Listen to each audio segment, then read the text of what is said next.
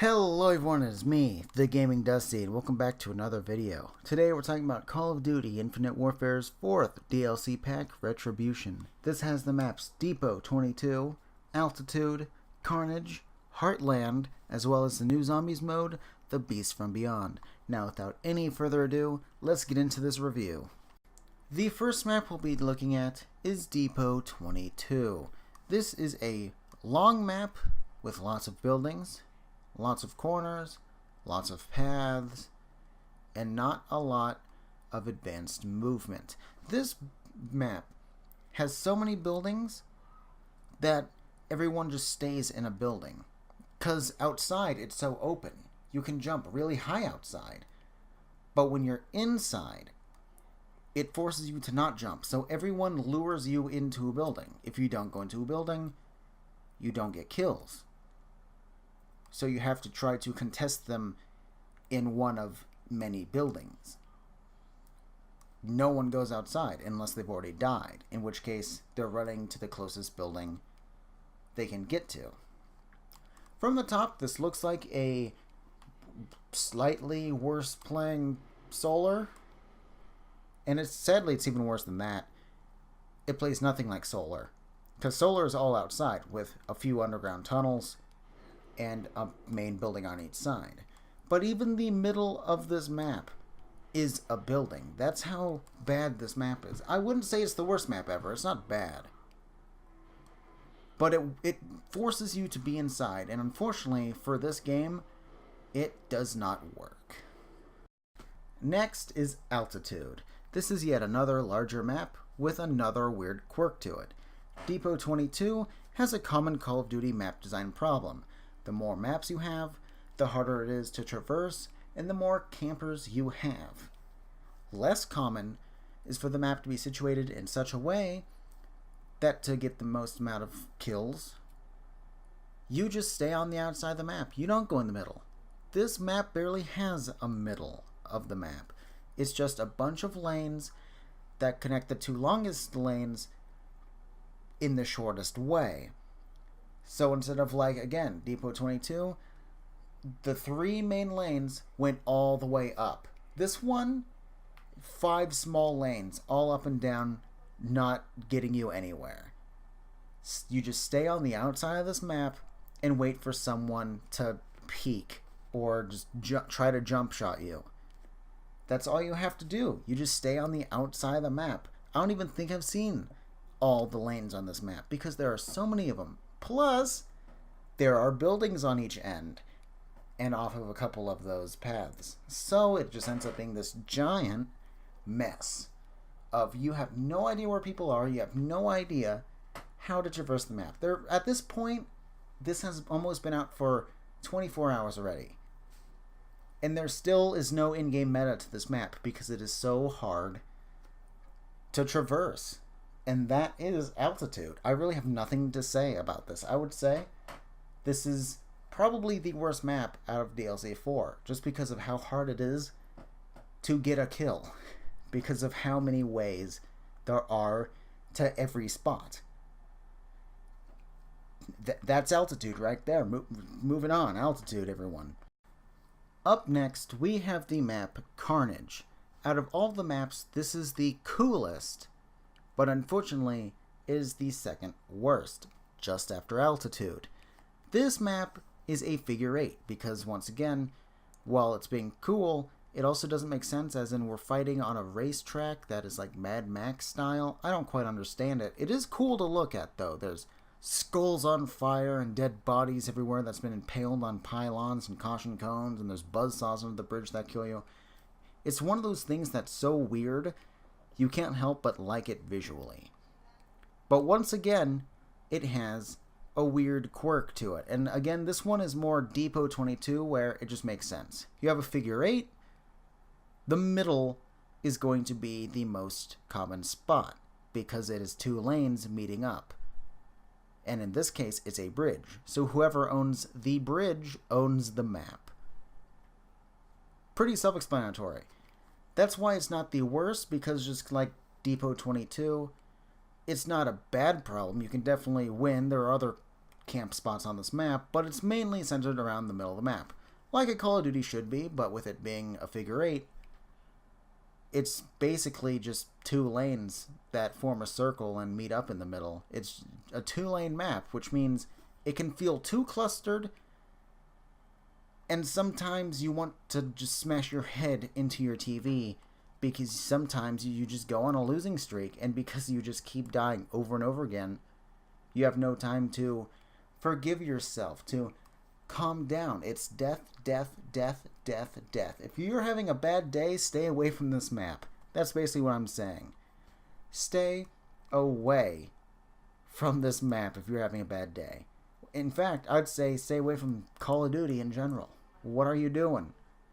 What are you doing playing Call of Duty? If you're that mad, why are you playing Call of Duty? Call of Duty is what gets you mad. It's not something you play to stop being mad.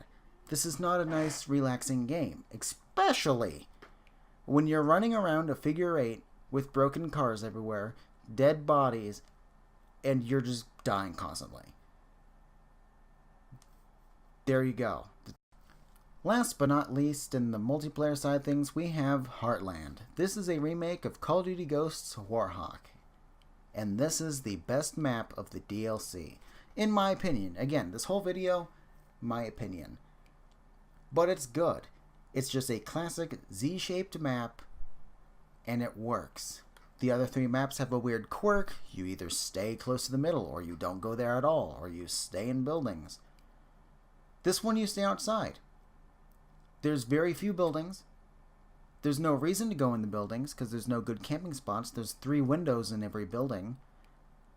There's just no reason. It's not like Call of Duty Ghosts where everyone hid with snipers, because there's no reason to snipe on this map anymore when everyone has exo jumps. You can't just guard a ladder and keep them from coming. 3 of them can rush you from 3 different spots because they've got rockets on their back. So it actually kind of fixes Warhawk's problem to where you can't camp this map anymore. This is the least campy map in this game. And it is good. And again, right there, even if they are, you can just come in and destroy their face. Just fly on in. And it's good. This is a good classic Call of Duty map, and yet again, just like DLC 2, it works. I don't know why they keep trying to change up the map ideas. Don't change what's broken. Call of Duty is fine with the Z-shaped maps. The normal, just make more normal maps, guys. 3-lane or Z-shape. That is what you guys are good at. And this just proves it. You can rip a map completely out of another game, and it works just as well. By the way, I love how that says Warhawk Post Office. Great little Easter egg there. Great little Easter egg. I basically peed my pants when I saw that. But yeah, Warhawk is the best map of this DLC, and for a good reason. It doesn't try to do anything new. It is just Warhawk. It's just Warhawk, and it plays like Warhawk, and just add boosters into Ghosts, and that's exactly what it plays like. I even had flashbacks to Ghosts while using the ARX on this map, which you're watching right now. I had flashbacks to Ghosts. It is that close. My only problem is that inside buildings, they turn it into robot shops, and it just doesn't fit, because the description of this map is, it's like this virtual reality you can go to that lets people of the future look into the past, and yet there's robot shops everywhere? Were there really robot shops in the past? I doubt it. So every time you walk into a building, it's kind of like, whoa, it's futuristic all of a sudden. Other than that, though, Heartland is Warhawk. It plays like Warhawk. It feels like Warhawk when you're outside. Other than that, it's a great map. If the only thing I have to say that I don't like is the aesthetic of some of the spots, that's good. Like, oh, I don't like how... See, right here, robot shop. I'm like, what? This was a diner. If that's my only problem with a map, I'll take that any day. And last but not least, we end off this video with zombies. The Beast from Beyond, aka Extinction, Rise of the Zombies. because that's what it is. Mostly you're fighting the cryptids from Ghost's Extinctions. They even start you off with the ARX 160. I love it. I love it. It's so good. Anyway, I love Extinction. It's good. I like it better than any of the zombies. But if I take off my rose-tinted glasses for a second and look at them compared to the other zombies maps we have, it's still probably the best. Spaceland is okay. Rave in the Redwoods, pretty good. Shaolin Shuffle, probably my least favorite. Attack of the Radioactive Thing, pretty good. And then this one, the best. In fact, I would probably rate them this, Redwoods, Radioactive Thing, Spaceland, and then Shaolin Shuffle. Basically, the least campy, funny they are, the better. And that's what Shaolin Shuffle was. It was like a comedy stupid. I have this great idea. We're going to fight zombies with our fists and cool dragon moves. And who cares? Give me a gun. I don't want to do that. Let me shoot them in the face. So yeah, this is probably my favorite zombies map for Infinite Warfare. And I will be playing this map in the future. Maybe you want me to stream it more? I don't know. I only got to play it for about an hour today. Stream of me playing this before I made this video will be in the description, as well as Mr. Monocle, aka Fancy Lad Gaming, because he was in the stream as well. And yeah, we just had fun playing this. I only lasted till like round 5 this time. I wasn't really trying all that hard. I just wanted to get some gameplay for this video. But yeah, ARX pretty good at the start. Get this gun. Switch to shotgun. Just obliterates. So good. Anyway, that is the Beast from Beyond. You just shoot cryptids in the face, just like the old days. Once in a while, zombies do come, but I didn't even get that far in the game. Literally, you turn the power on, and cryptids start being slowed down by, like, the traps and stuff that's built into this building. And then zombies start coming, but they are still more common than the zombies. The bigger ones from the Extinction even start coming, and that's what killed me in the round 12, I think it was. It's just so good. This is my favorite. However, it is time for the final part. Is this DLC worth the $15?